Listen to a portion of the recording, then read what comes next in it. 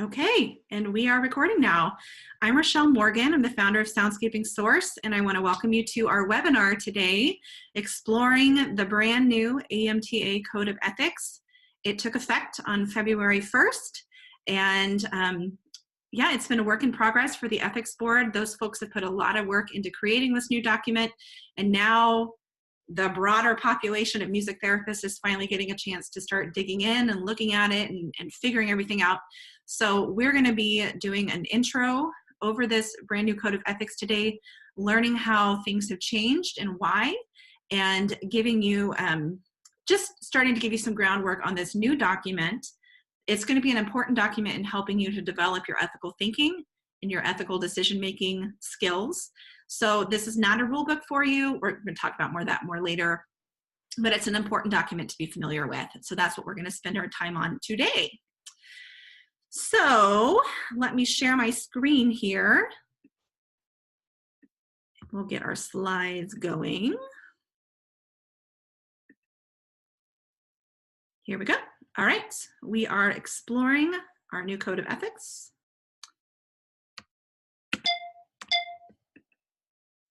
So our objectives today are to cover the one big difference between the previous Code of Ethics and the new one. We're going to go over the reasoning and the process behind getting this new Code of Ethics to happen. I think it's important for us to know how this document has come to be and why things have changed and all of that. And then I'm also going to share my very favorite addition to the new Code of Ethics. A little element of surprise there. I don't know, you might not be surprised. Okay, I also want to let you know here at the beginning that I'm our sponsor. Soundscaping Source is our sponsor for this webinar. That's my company. The reason I can do a webinar like this for free and take the time to prepare it and all of that for you and offer it for free is because I have a business that supports music therapists. And so we offer at Soundscaping Source, we offer clinical supervision, business coaching, and then we have online resources and programs for clinical practice, business advocacy, do a lot of different kinds of support for clinicians and business owners alike. So I want you to know that that's something our company offers. I'm going to talk a little bit more at the end of this webinar about MT Insider specifically. That's our membership program. We have a special offer going on right now through Sunday. So please stay on the line at the end of the webinar to hear more about the service that we offer to support music therapists in their work. That's all I'm going to tell you for now. We'll hold that until the end. You don't have to buy anything. This is a free webinar. Make sure I'm going to put that there. Okay. So why am I the one who's presenting this webinar today? That's a good question. So you may not know who I am, and you may have been following me for a while. So I wanted to make sure to give you a little bit of an idea of who I am and why I'm presenting this particular webinar. So I've been a music therapist since 2004. I went to the University of Evansville for my undergrad, did my internship at MusicWorks of California, and then opened my business in Wichita, Kansas in 2004 when I got my board certification. Common story, there weren't any other jobs at the time in music therapy in Wichita, Kansas, and I wanted to work in the field, so I started my own thing. A lot of us have been there, right? So I started my business in 2004. I also pursued my master's degree from St. Mary of the Woods College, which is a distance program, highly recommend, and finished that in 2010. So for the last almost 15 years, I've been practicing as a music therapist. I've been a business owner. And about 2015 is when I hired my first employee. So I've had employees and I've had subcontractors in the past. I'm also on the faculty at St. Mary of the Woods College now. I teach in the distance equivalency program, and I even got to teach the graduate ethics course last year. So experience in a lot of different areas of music therapy, but primarily as a clinician, as a business owner, and as a mentor and supervisor for other music therapists. I've also been very active in AMTA, both with my local and regional associations, and then at the national level, I'm on the Assembly of Delegates for the Midwestern region. That was a new thing for me this year. Of course, it was the year we got to talk about the new Code of Ethics, which was awfully exciting for me as a new delegate. I'm also on the Music Therapy Business Owners Task Force, which you may or may not know exists. It's a new group. It was just formed last fall, I think. So I'm serving on that body as well. A long time ago, I thought that ethics was boring. Isn't that funny? I remember reading the Code of Ethics when I was an undergraduate and thinking that it was the study of the obvious. Like, how could we not know that these things were unethical and these things were ethical? Like, don't discriminate. Seems so obvious to me. So I thought that ethics was boring. And then I got into graduate school and got to take a whole class on ethics, got to read Dr. Dilio's book on ethical thinking in music therapy, and discovered that it's a lot juicier than you might think at first. I find ethics particularly fascinating because I'm in a lot of different roles as a music therapist, as most of us are. You know, I'm a clinician and I'm a business owner and I'm an educator sometimes, and I'm a supervisor and I'm an employer. And so there's all these different roles that I step in, and from each of those different perspectives, I can see ethical dilemmas from different ways. There's different lenses that we apply. I'm also in a position now because of the supervision and coaching services that I provide. I'm in a position where a lot of people are seeking my help when they're facing ethical dilemmas. And so I hear about a lot of the dilemmas that are facing music therapists across the country.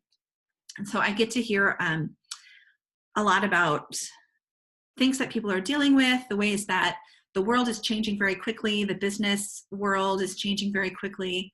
I get to hear about ways that our code of ethics, frankly, was not keeping up with the changes in the world. And so that has made ethics to be a very fascinating topic for me. So really, it's quite a treat for me to be able to present this course. I do have to say, though, that this is my disclaimer. I only have my perspective to offer. Okay, I am Rochelle Morgan. I'm the owner of Soundscaping Source. That's my perspective. I'm not speaking on behalf of AMTA. I'm not a member of the ethics board. And I'm not speaking on behalf of my region or on behalf of St. Mary of the Woods or any of these other places that I'm affiliated with. This is my perspective, okay? So keep that in mind. I only have my perspective to offer. You might have some questions that come up over the course of this webinar and wonder what particular groups or people had to say. And I can help you to connect with those folks, but I'm not going to speak on anybody else's behalf. Okay? All right, so that's my disclaimer. Okay, so here's our first big topic. Why did the Code of Ethics change? Frankly, the previous Code of Ethics was breaking. So I can't remember when the original Code of Ethics, not the original, the last Code of Ethics when it was written, but there had been some small changes over the years, things added here and there. But that Code of Ethics is basically the same thing that I studied 15 years ago when I was an undergraduate music therapy student. So it's been the same for a long time, and kind of like, I don't know, kind of like an old car, you know, you fix this piece, you fix this piece, you fix this piece, and eventually kind of the whole thing needs to be redone. So the ethics code, from my understanding, was kind of reaching that point. And then there were a couple of big things that really demonstrated that the Code of Ethics was not working for us as an association. The biggest thing is that we discovered that parts of the code were in violation of the Sherman Antitrust Act of 1937. They had to be eliminated. So yes, that Sherman Antitrust Act is very old, but until recently, the parts of our Code of Ethics that can be perceived as breaking that law had not been drawn to attention. However, in recent years, there are other organizations that are closely associated with ours that had gotten into trouble with the law for having documents that illegally restricted trade, or that were perceived as illegally restricting trade. So specifically, these are the sections of the previous Code of Ethics that had to be eliminated from our Code of Ethics. The reason behind this is that they are perceived as illegally restricting trade. So our association cannot tell music therapists how to do business. That's a violation of the Sherman Antitrust Act. So there's actually quite a few things that had to be taken out. And I'll tell you later about the process that happened with this ethics code. These items, the ethics board had to stop enforcing a while back. And as of conference last November, these items were eliminated from the Code of Ethics anyway. So there was a brief period from the end of conference until February 1st, where we had an ethics code on the AMTA website that had these sections redacted from the Code of Ethics. So you can look those over and see the things that are considered to be illegally restricting trade. What happened with some other organizations is, I'm not even sure what group it was that came in and said this, but the group that, the SEC maybe, whichever group it is that enforces antitrust legislation, went after groups like the American Guild of Organists and said, your documents say that your members can't compete with each other in this way, that's illegal. So you have to pay these big fines, and also you have to pay to re-educate your members. So it ended up being this huge expense for a small organization because they had these things in their documents. And so that's the problem that we were trying to avoid at AMTA, or that the AMTA Ethics Board is trying to avoid by eliminating these things from the Code of Ethics.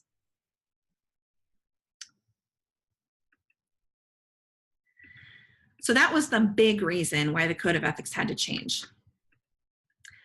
There were other sections that were difficult to keep up to date too. And as you know, the world changes very quickly, and the Ethics Board is made up of volunteers. So everybody who serves on the Ethics Board has a life outside of being on the Ethics Board. They're volunteering their time to help maintain this document and then to help members deal with ethical dilemmas and to answer any kind of ethical complaints that people have. So it can be really hard to keep things up to date when the Ethics Board would have to propose a change, and then it would have to be voted on by the Assembly. Sorry about that.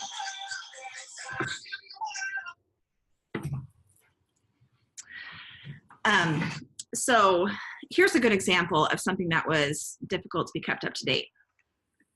This is my favorite example. So in the old code, there is this section about what we're allowed to do with marketing, those of us in business.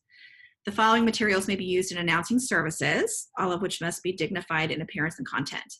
Announcement cards, brochures, letterhead, business cards, and the internet.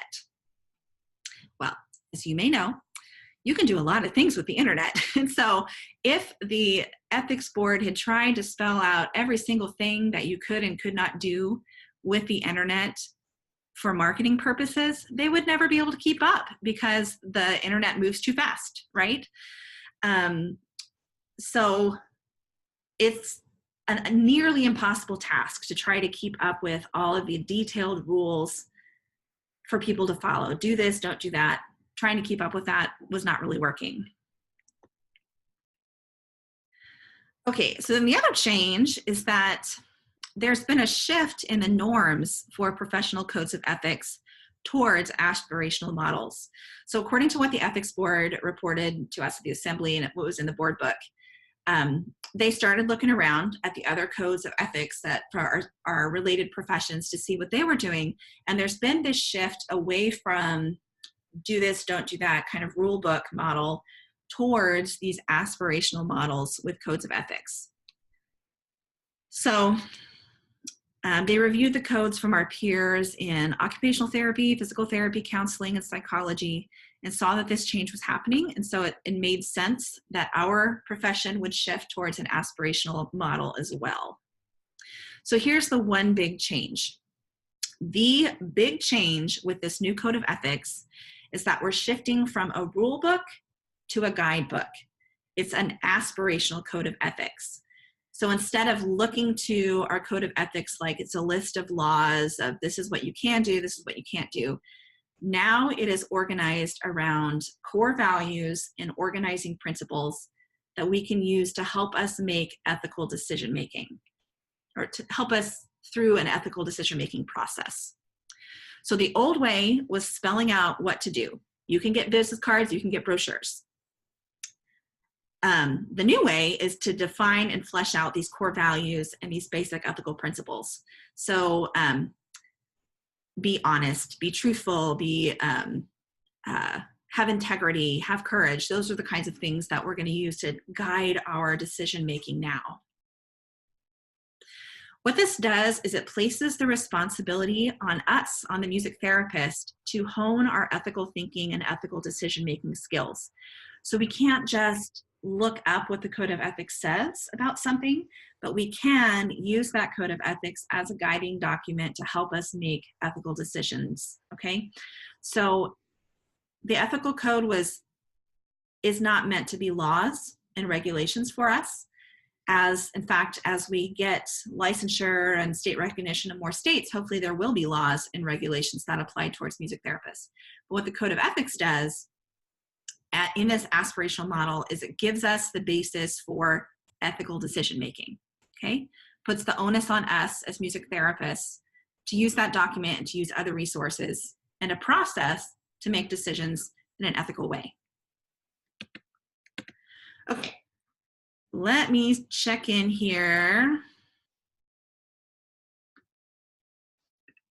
See how we're doing. Okay, just want to make sure we didn't have anything on chat. All right, I'm going to share screen again.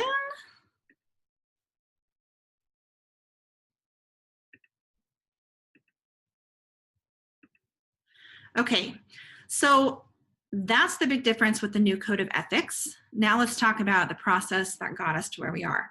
So you heard a little bit about how the Code of Ethics was breaking, how it wasn't quite meeting the needs of our organizations or of individual music therapists. So you need to know that the AMTA Ethics Board worked for a really long time on rewriting this code from scratch. Again, I'm not a part of the ethics board, so I'm giving to you the information that was reported in the AMTA board book, which is available on the AMTA website in the members area, and that was related to us on the Assembly of Delegates at conference. Basically, here's the big outline. Back in the 2017 conference in St. Louis, there was some changes that were identified. There were some problems with the business stuff. There were some problems with some discrimination kinds of things, some harassment kinds of things that were popping up. And so that it was obvious that there was a need, that the Code of Ethics was not answering those needs. So the ethics board said to the board of directors, we want to write a new code. Is that okay? And the board of directors gave them a charge and said, you need to investigate aspirational models, write a new Code of Ethics. I'm not giving you the exact wording, so please don't hold me to that. Look up the board book if you need to get the exact details. So in last year, January, so over a year ago, they had a working retreat, then spent some intense time on it. They gave themselves a timeline and they worked over months, principle by principle, writing out this Code of Ethics. When the AMTA Board of Directors met in the summer, then they looked over the proposed Code of Ethics, and the Ethics Board continued to work on it, and then they presented it to the Assembly of Delegates at conference. So the proposed Code of Ethics was emailed to all of us on the Assembly. The Assembly of Delegates and the alternates all received this maybe a month or so, a couple weeks before the national conference in 2018. And what we got included the proposed Code of Ethics, which has since been changed. We also got a side-by-side comparison with the old Code of Ethics and then a description of this ethics board process. So I want to show you the documents that we got. Oops, that's not what I want to show. Okay, so here's the report from the ethics board that showed up in the board book. And this is what describes, is page like 92 in the board book, if you want to look that up. It described their process of looking at the statements that violated the Sherman Antitrust Act, the FTC cases against the Music Teachers National Association, National Association of Teachers of Singing, and the AGO. The charge that they got from the board of directors, all of that was explained to us. It was in the board book. And then we also got this nifty side-by-side comparison. Let's see if I can open that up here.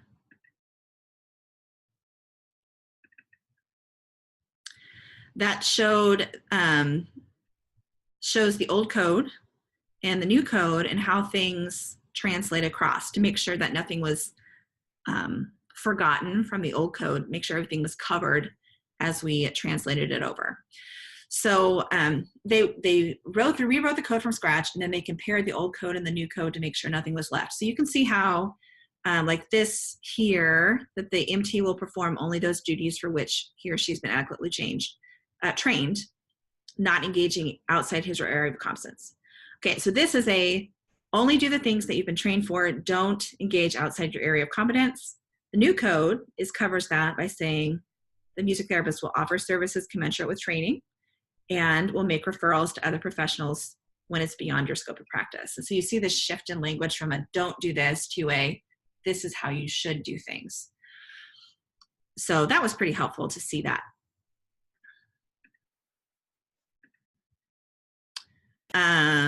Okay, so the Assembly of Delegates got all of these documents, tons of stuff all at once, right? So then from there, things happened very quickly, okay? From my perspective as a brand new delegate to the Assembly of Delegates, things happened very quickly. So this was national conference. You remember that lots of things are going on anyway, and the Code of Ethics was not the only thing that the Assembly of Delegates was addressing. So the Ethics Board proposed the COE, the Assembly of Delegates recommended changes. There was a lot of emailing back and forth with the Ethics Board. They had extra meetings, they missed presentations, all kinds of things, so they could incorporate those edits.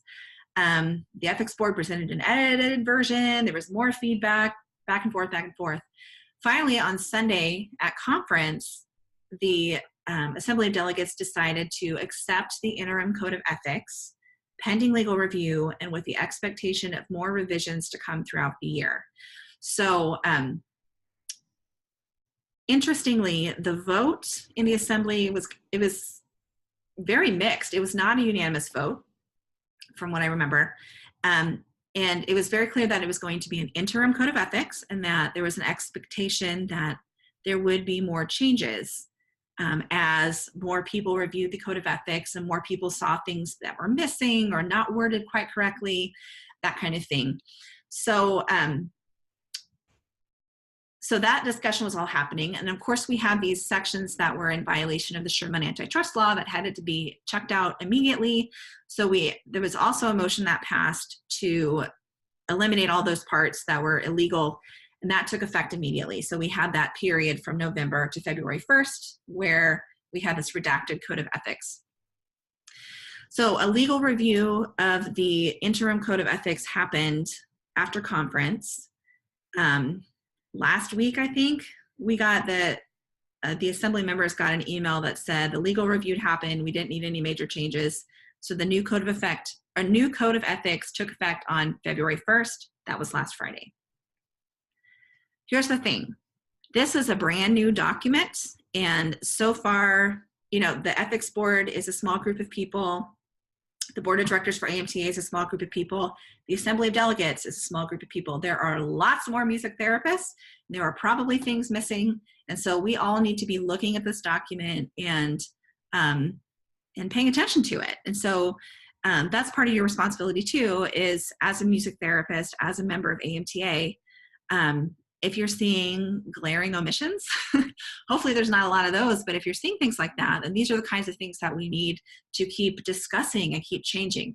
The Code of Ethics has always been and continues to be a living document, and it needs to be good for us to be able to use it in our ethical decision-making processes as music therapists, clinicians, business owners, educators, all of that, okay? Also want you to know that this Code of Ethics, because it's now a guidebook rather than a rule book, it can seem very, a little bit vague or a little bit broad. Just the aspirational model tends to leave a lot more room. So the Ethics Board is also planning to produce a guide to ethical professional conduct that will help different groups within the music therapy community use this Code of Ethics. That's all I know. I don't have any more details about that, but I know that they're thinking like they could produce something for educators, like how are you going to teach this? And they're going to produce something for business owners, like how would you apply this to your business dealings, that kind of thing. So that's coming. There's going to be more detail on that, but it won't be part of that official document. Okay. So again, your responsibility as a music therapist is to know, first of all, you need to know that AMTA documents are always living documents. As a member of AMTA, which you definitely should be, you have say, right? You have representatives, your assembly delegates, and the elected members of the board of directors are representing you, so you can give feedback to them. This is an interim code of ethics. The assembly is definitely expecting to see revisions and have more discussion and that kind of thing over the course of this year. So you can be part of that. If there are things that concern you or that you have questions about or that seem unclear, that kind of feedback is helpful. You also have a responsibility to get familiar with the document and to start using it in your ethical decision-making process. So the more of us that are using this document and putting it into practice, the better we're going to be able to revise the darn thing, okay? Because if we don't start using things, I don't know, we don't know whether they work or not. So that's what we're gonna do, right? We're gonna dig in and use this new document. So if you haven't seen it already, I do encourage you to pull up the Code of Ethics. So this is the print ready version. I'm going to put this in the chat box for those of you who are on live, so you can just click on over to the Code of Ethics, and then I'm going to include a link to it in the email that I'll send out with the recording. That way we can all see it together.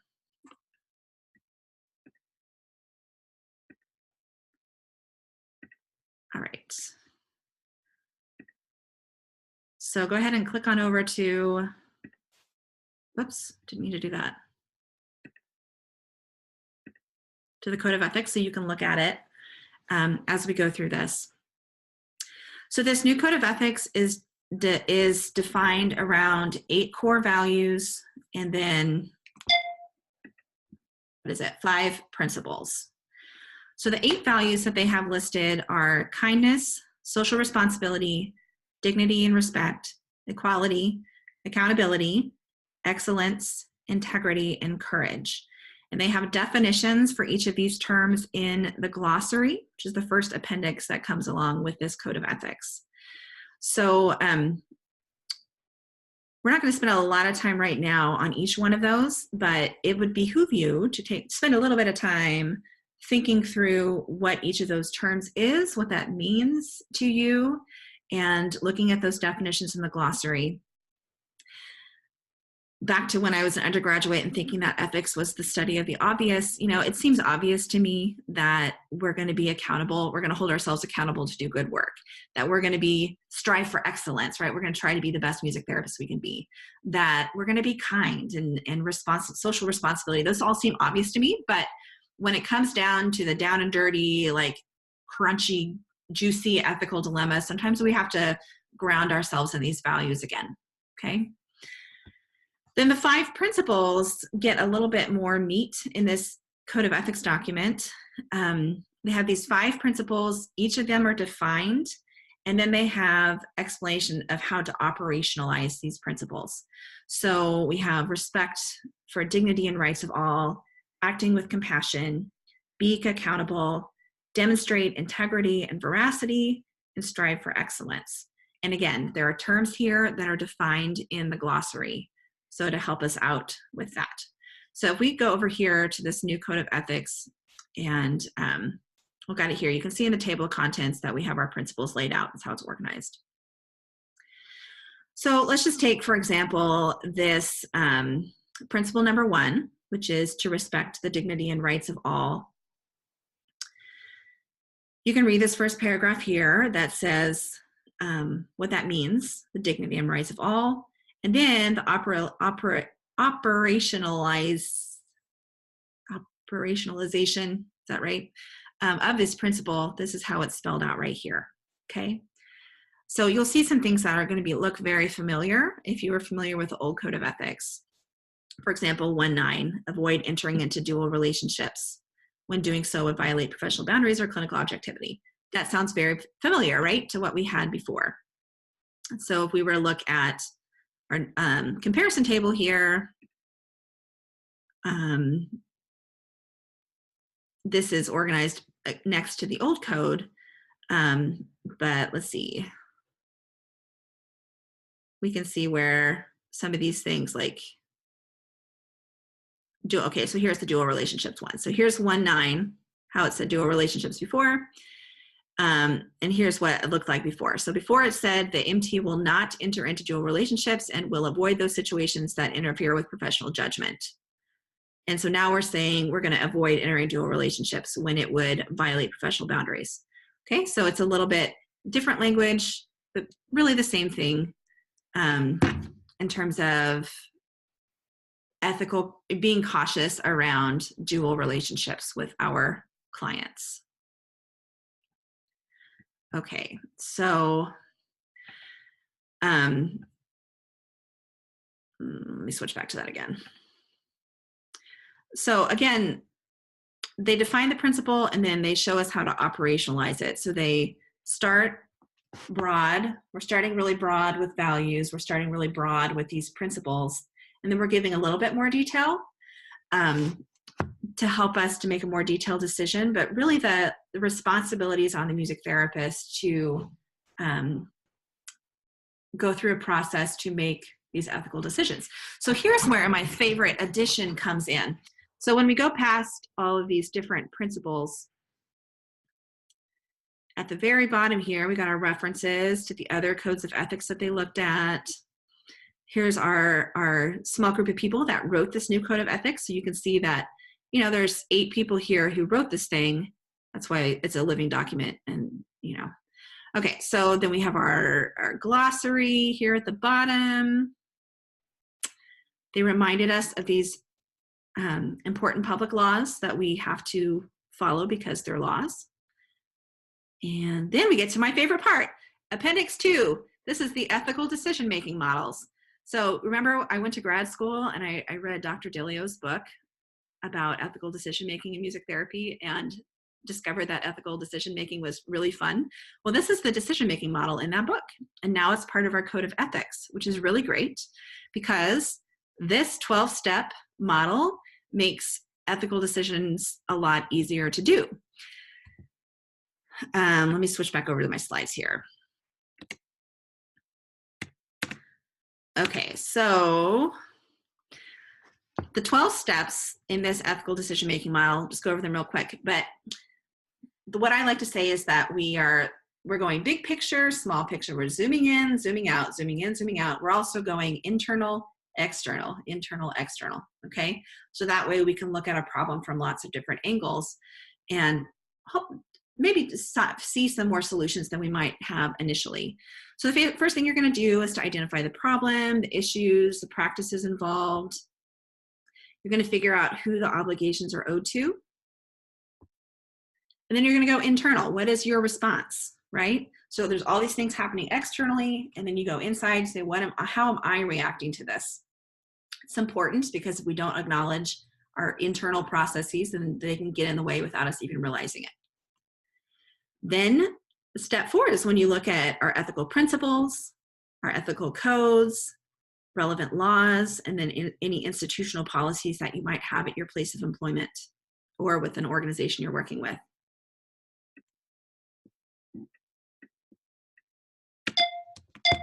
Whoops.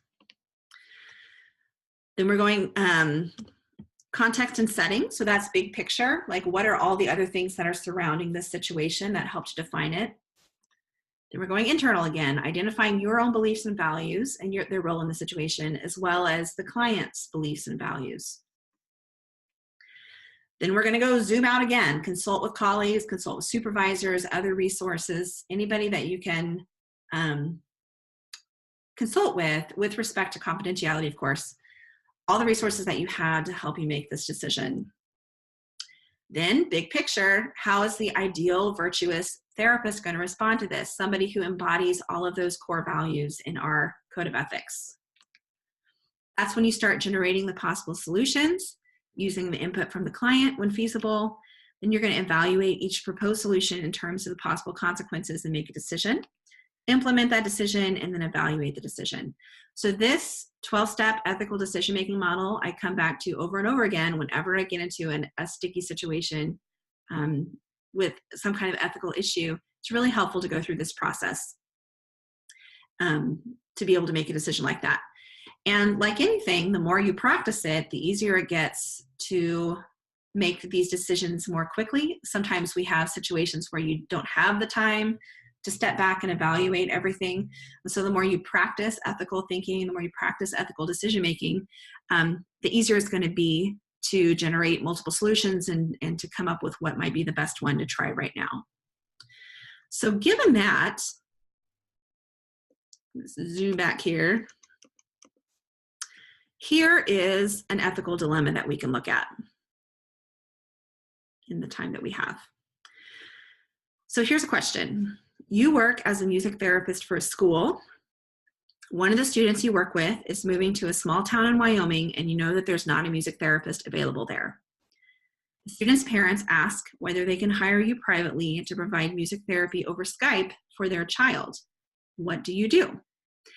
Now, this is an example of one of those places where the old code of ethics maybe wasn't a lot of help, because this Skype thing is pretty new, and there's a lot of questions around, around technology, like how does it work?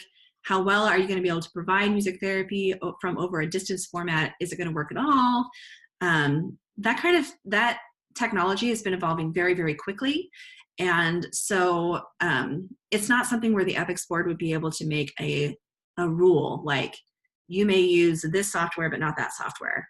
They never would have done that anyway. But this is one of those areas where you have to have your deeper ethical thinking skills developed so that you can come up with an answer to this kind of thing. So there's the scenario. Let's look at, rather than following all of these steps here, we're going to look at our code of ethics and see how that would apply. So this is step 4 in the model, the decision-making model. So all of the core values really could apply to the situation, I think, but the ones that stuck out to me on first glance were equality, right? We want this child to be able to have equal access to music therapy, even though he's moving to Wyoming and no longer living in Kansas City where I am, or where there's other music therapists available. Accountability is important, right? We want to be able to make sure that we can provide quality services. That comes under excellence too. Accountability, can we provide what we say we're going to provide? Are we going to promise a service and then find out that it's not actually possible to provide? So that's an important value there. And then I think courage is also important. So providing music therapy in a distance format is a newer thing. So it takes some courage to step out of your comfort zone, try something a little bit different. Maybe if you were in this music therapist's shoes, maybe you've never been in business before. And so you have to figure out the business piece of it in addition to the long distance service delivery piece of it. And it takes some courage to do that. But we have that value of courage as well, that we're willing to think outside the box a little bit to provide services that we have to offer to our clients. So if we go through some of the principles in this new code of ethics and look at how they might apply, the first principle is to respect dignity and rights for all. So a couple of the things that stuck out to me that would apply to this scenario, obtaining informed consent. We want to make sure that the legal guardian understands the potential limitations of this distance provided service, of the potential technological problems that could happen, that they understand that it might not work the same way that it's been working face-to-face in a classroom. So we want to make sure we're getting that informed consent. We also want to be careful about confidentiality. So there's some potential limits to confidentiality based on the technology platform you're using. And so we want to make sure that that is made clear to the client and to the legal guardian. The second ethical principle in this new code of ethics is to act with compassion. So that involves acting with the best interest of clients in mind at all times and empowering clients to make the desired changes in their lives. So if we're living by that ethical principle, I think that would push me more in the direction of wanting to figure out how to make this work, right? Because if it's in the best interest of the client to continue with some music-based interventions, then maybe we need to figure out how to make it work. Now, there's some things that are not going to work over Skype, but maybe there's other things that will work. And then we also want to give clients the tools that they need to make the desired changes in their lives. That's part of acting with compassion. So that would push me in the direction of figuring out how to make this work. The third ethical principle is to be accountable. So some of the things that stick out there: providing comprehensive, accurate, and objective information about expectations. Again, we have to be clear with the parents that this is very different than being face-to-face. I'm not going to be able to provide tactile stimulation. We're not going to be able to make music at the same time because of the time delay. We don't have a lot of data about music therapy provided over a distance. We don't have research to back this up. So it's a newer, more experimental kind of thing. 3.11 says that we offer services commensurate with training and corresponding scopes of practice. We recognize our personal limitations.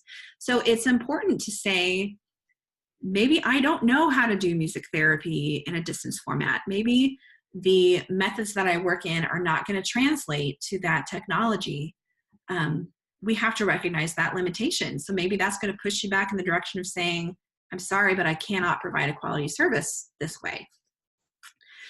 And then 3.12 says that we need to exercise caution and professional judgment in all communications, and especially being aware of electronic messages. So again, doing something over the internet, there's a lot more stuff that we don't know as much. And things change very quickly. So we have to be very careful with that technology-assisted music therapy to make sure that we're being careful and using our best professional judgment.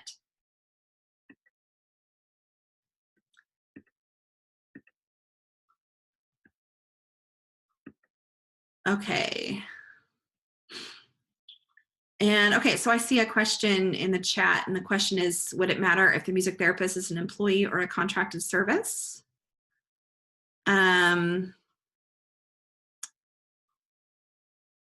It always matters if somebody is an employee or contracted service, because if you're an employee, then you have your institution's policies to follow, and the responsibilities change for who's responsible for what. In this scenario, the music therapist would be providing the service privately, because that student would no longer be at the school, so the music therapist would be doing this on a private practice basis. Now, the old Code of Ethics said you can't use your place of employment to get clients for your private practice. That's one of those things that was an illegal restriction of trade that was eliminated because of the Sherman Antitrust Act. So that particular thing no longer applies. So it would be legal under the Code of Ethics for the music therapist to have this person as a client, if they can figure out how to do it in an ethical way. Does that answer your question? It's MTA. Not sure who that is. Okay. So here's another principle: demonstrate integrity, veracity. All right. So demonstrate truthfulness when using discernment and judgment. Use the resources available to enhance their practice, using caution to predict the potential outcomes of service, truthfully and accurately documenting outcomes. So these are all things that we've talked about before, that you want to use the resources available to enhance your practice. Maybe the music therapist will say, okay, this is out of my comfort zone. I've never done this before, but I know that there's this other music therapist who is doing something similar. Maybe I will ask them for some help in how I can set this up. Or maybe I will seek some supervision from somebody who's providing technology-assisted music therapy. Maybe that's a way that they can move back towards that direction of providing the service. Again, demonstrating truthfulness when talking about potential outcomes. We have to be truthful about saying whether this is going to be a valuable service or not. So we've talked about that. Striving for excellence, that's another principle we have. So using caution, critical thinking, best available evidence when incorporating new and evolving interventions and technologies into practice. So that is pretty clear that this is an area for caution when you're using new technologies. So I don't know, where would you land on that? I would probably work through more of that decision-making model, not just looking at the code of ethics. But depending on who you are and the context and the client and all those different things that we'd want to consider, the code of ethics that we have now there's room in there to go a couple different ways. And so this is to help guide the decision rather than telling you do this or don't do that. That makes sense? Okay. So to review, this is what we've talked about so far in this webinar. The AMTA Code of Ethics has been completely rewritten. So it's an interim code of ethics effective on February 1st. It's a living document, and an 8-person ethics board wrote it, and then I don't know, between the assembly and the board of directors, that's probably another 100 people or so. So there's a lot more people need to see this code of ethics, and this is the process, right? That we keep improving these documents that we have in our professional association. The new code of ethics is aspirational. So it's a guidebook for ethical decision-making rather than a rule book. It's not going to give us all the answers. And in general, the language is not as strong as it was before. And so that's a shift in the model. And we got to figure out how that's going to work for us too. So, but keep that in mind. It's a big change, this aspirational model. The Code of Ethics is now organized around core values and ethical principles. It includes a glossary. So if you don't know what those words mean or what the ethics board intended by those, you can look in the glossary to see them there. And then there's also those ethical decision-making models to help you use it. Dr. Dilio's model, there's a couple others there as well that you can use to help you apply ethical thinking to whatever decisions it is that you're making. So, as I've been saying, the onus is on you as the music therapist to continue deepening your ethical thinking skills. The AMTA Code of Ethics is not meant to be the endpoint for any kind of ethical decision making. There are many ways that steps that you can follow to go about making ethical decisions. Now, do know that the ethics board is available to help you work through complex dilemmas. And if you look on the AMTA website back at the Code of Ethics that we were looking at before,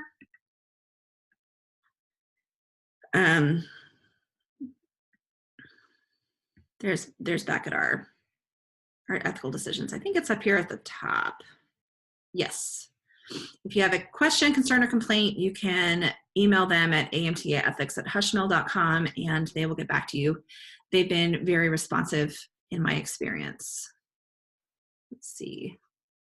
Saw there was a chat.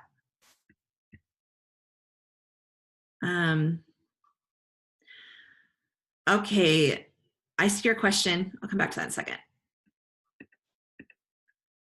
So let's see if I have anything else here I need to say. Okay, then we'll talk about AMTA Insider. All right. So I'm going to stop the share so we can look at each other again. All right. So I'm going to get to questions here in a second. So if you have any questions that you want to talk about, we can continue this discussion past the top of the hour. I have time for that. And I'll keep recording as well. But before we get to that, I do want to do my commercial for AMTA Insider. Okay, so I'll share my screen again. Turn that off too fast. One of the things that this new Code of Ethics emphasizes is that we need to seek out supervision. We need to be able to consult with our colleagues when we have ethical decisions. And so I wanted to highlight AMTA Insider as one of the programs that we provide through Soundscaping Source that makes these resources available to people. I'm glad there's somebody that's not muted. Okay. So AMTA Insider is a monthly membership program. It's designed for practicing music therapists, clinicians, and business owners, okay? So this is where you can get the support and the resources that you need for success as a music therapist, whether you have your own private practice or you're working with adults and older adults. Those are my two areas of expertise, are adults and older adults and music therapy business. And so if you fit into one of those boxes, or if that's part of what you're doing, AMTA Insider is perfect for you. The benefits that you get from this program: you get support from fellow music therapists, you get supervision and coaching from me that is very affordable compared to what we can charge for private supervision. Compared to this program, this is a lot more affordable. There's continuing education trainings in AMTA Insider. In fact, we're going to be doing 2 more ethics webinars within the next 2 months by the end of March, so that you can get your certificate of completion for each of these 3. You'd have your 3 credits and an umbrella grouping for ethics. We also have business resources. So if you're starting a practice, you need documentation forms, intake forms, you need a sample of brochure, sample presentation, all of that stuff is inside there, so you don't have to reinvent the wheel and start from scratch. Then we have clinical resources as well. So we put a new one of those out every month. And so if you feel like you're stuck in a session planning rut, or you need some ideas, some material to work with, some different musical material to work with as you're planning your sessions or engaging in music with your clients, well, adults and older adults primarily, then we have a ton of clinical resources available too. When I put this together back in 2012, I think is when I started this program, it represented everything that I wish I had had as a brand new music therapist starting out on my own in Wichita, Kansas.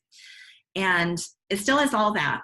But it's also the community and the mentorship that all of us deserve all the way through our clinical practice as music therapists.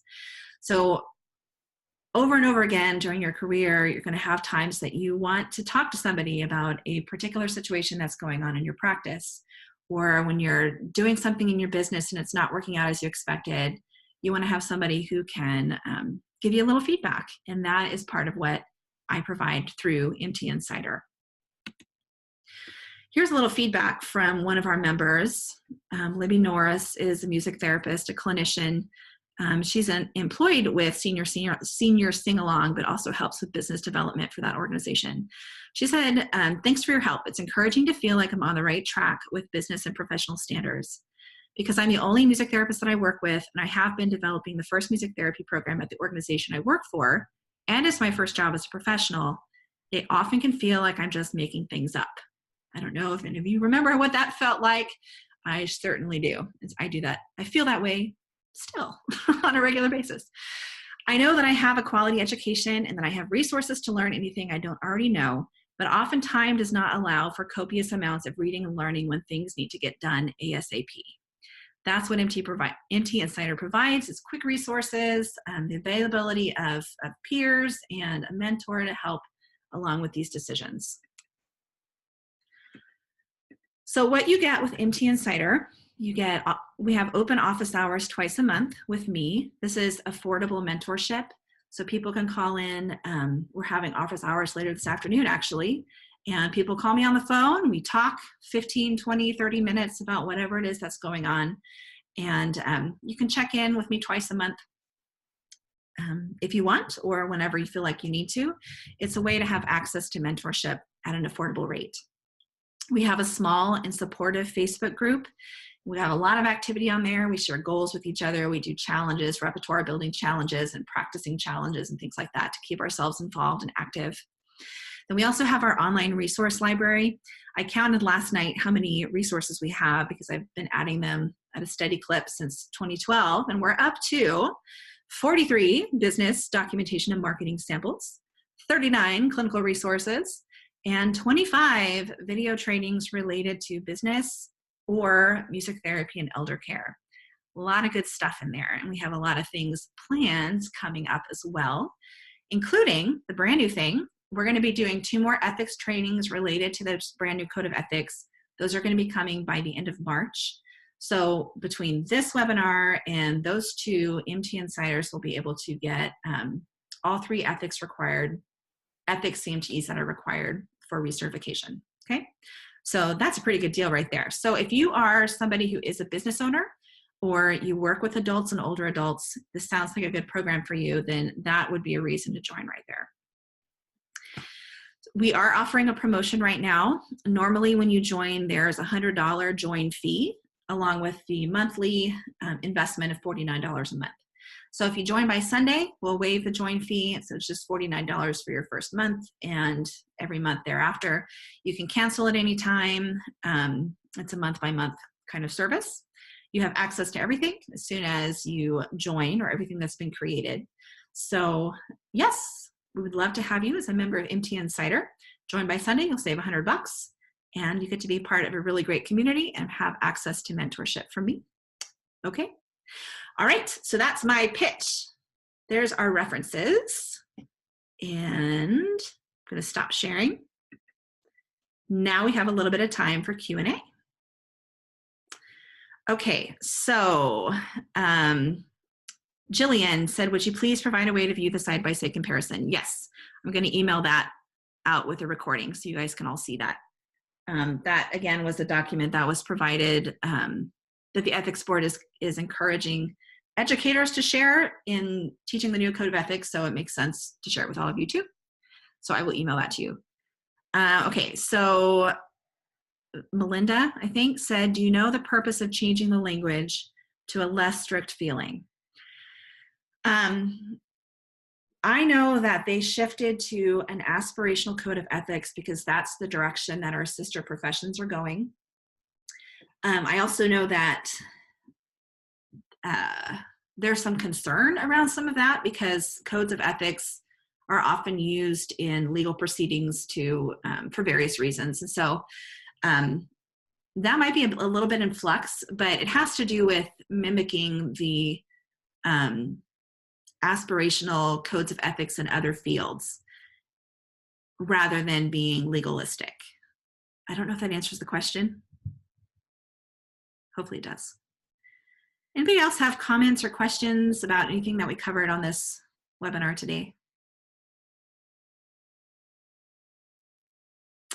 You're welcome. I'm glad that was helpful. All right. If you're still on the line, I would love for you to type in the chat box something that you learned or something that you picked up, or how are you feeling right now about ethical thinking in general, about the code of ethics now that you have learned a little bit about how things have changed. That kind of feedback is really helpful to me as I plan future webinars. Okay, here's a question from Vicki. Now that the advertising and marketing piece is gone, are there any concerns you have for our profession? That's a good question. No, honestly. I think a lot of those pieces that were removed were really hampering the growth of our profession because they weren't allowing business owners to use our best judgment in promoting music therapy services. So I think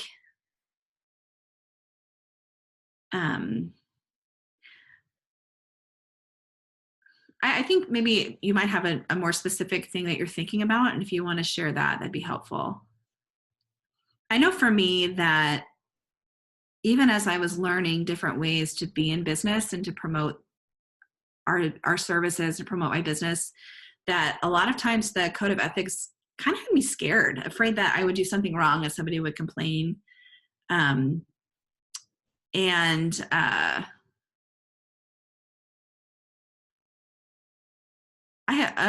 have a pretty good head on my shoulders. I'm pretty good at ethical decision making. Like I'm pretty good at figuring out if something is going to be accurate or inaccurate, or if something is going to help clients or deceive clients, that kind of thing. So giving a little bit more decision-making power and responsibility to the music therapist, I think is good for us because it will force us to do better work as we are promoting and marketing our businesses, and not just as we do clinical work. Let's see.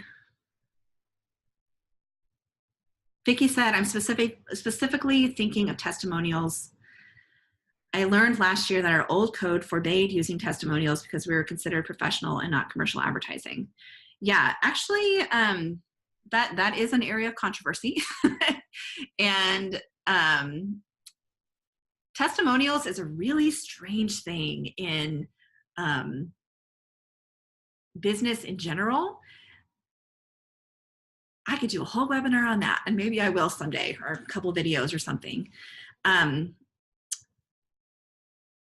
there are lots of ways to do testimonials. I think there are some ways that are clearly unethical. And I think that there are some ways to collect customer feedback and share customer feedback that is helpful to potential clients. And so if we can share customer feedback in a way that is helpful to potential clients and that respects confidentiality of current clients and maybe even allows them, gives them more control and power, I think that's good, you know? So there are really horrible ways to do testimonials and we should never do those, but I think there are ways that we can share feedback that are okay. So it's the way that the old code may, you know, and the old code of ethics did not specifically say no testimonials, that language wasn't in there specifically, but that interpretation shut the door down on things that could be really helpful to clients. So that's one of the ways that leaving a little bit more room allows people to make decisions that are going to be helpful in a different way. Let's see. You'd love to hear a video on testimonials. Okay. I can't tell you how many hours I put into thinking about testimonials. Okay, let's see. More questions.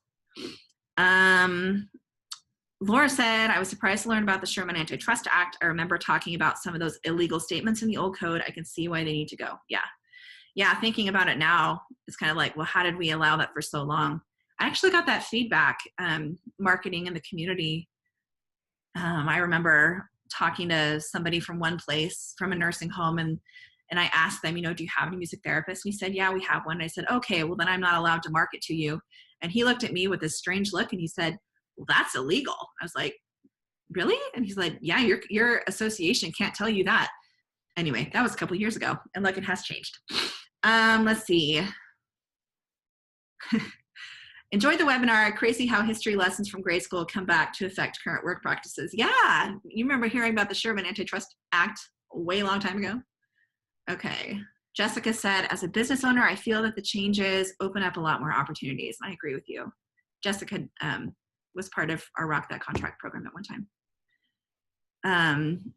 Lisa said, you might have inspired me to read through the entire code with my coworker. I really like the side-by-side comparison between the old and new statements. Yeah, I found that fascinating too.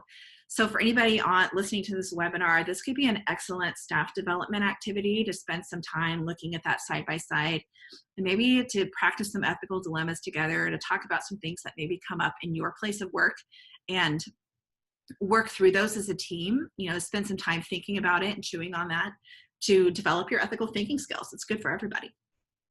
Okay, side-by-side comparison was helpful.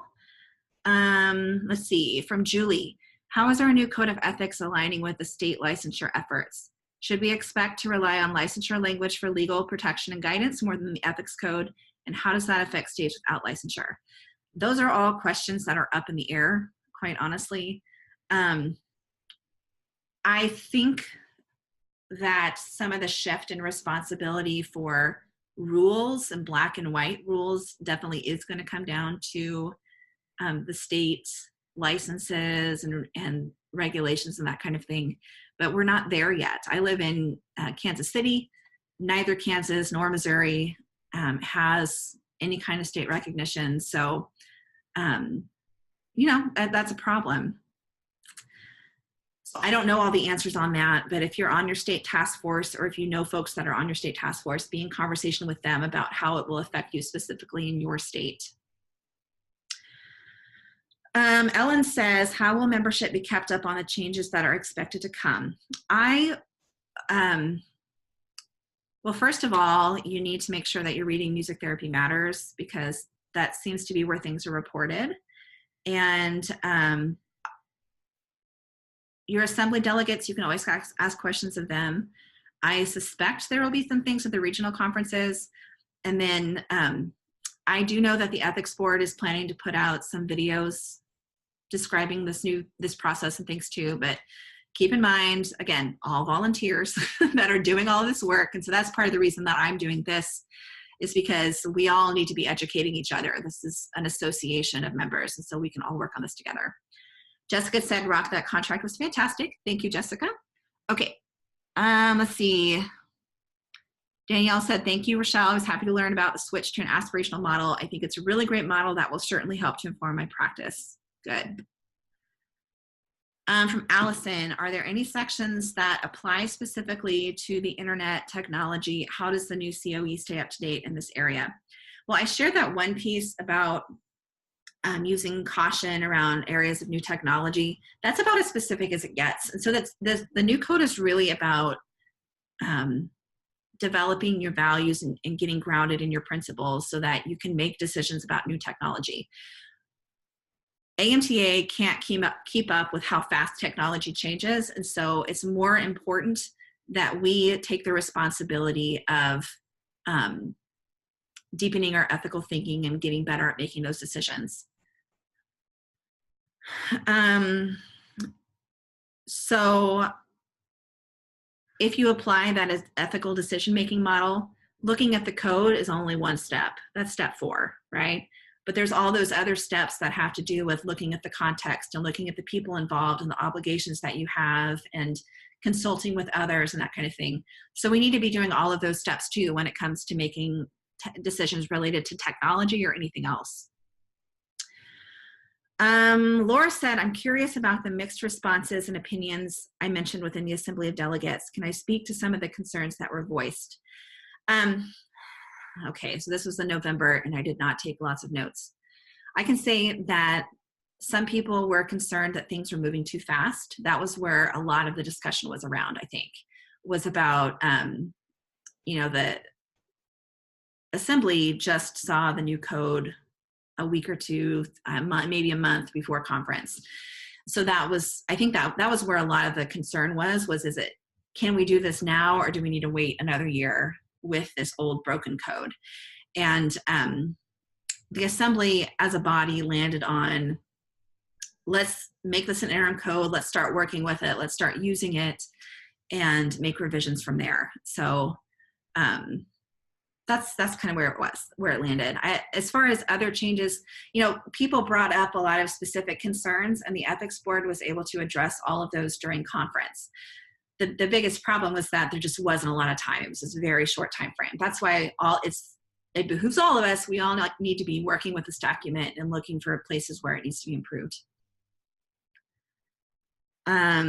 Nancy said, teaching ethics saw the document as it was changing a few weeks ago. Working with Delia's book as well, talking about the 12 steps today. Looking forward to side-by-side. Great. Vicki said, I did not like the new language when I first read the new COE, but your explication of the aspirational model was really helpful. I understand it better now. Good, I'm glad. Okay, so thank you all for taking time out of your day to explore this new code of ethics.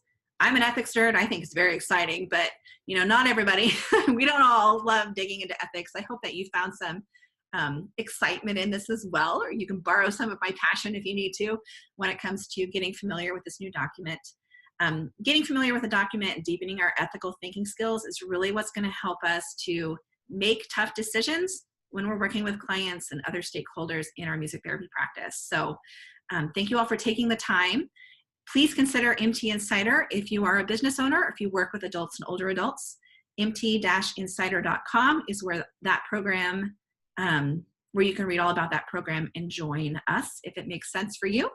And you will be getting a link to this recording as well as links to that side-by-side document and the Code of Ethics, which is on the AMTA website. You'll be getting that in a bit. All right. Feel free to email me with any questions and I will see you all later. Bye-bye.